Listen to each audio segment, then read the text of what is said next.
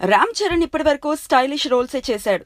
మొదటిసారి సుకుమార్ సినిమా కోసం పల్లెటూరి కుర్రాడి పాత్ర పోషిస్తున్నాడు. సినిమా శాంతం లుంగిలోనే కనిపించనున్నాడు, పాటలతో సహా. అంతేనా, చరణ్ కి ఈ సినిమాలో చెవుడు సమస్య. ఇది నాణానికి ఒకవైపే. చరణ్ కి జతగా నటిస్తున్న సమంత కూడా ట్రెడిషనల్ లుక్ లో అలరించనుంది. అన్నిటినీ మించిన విశేషం ఏంటి అంటే, సమంత ఈ మూవీలో మాట్లాడలేదు, అంటే మూగ.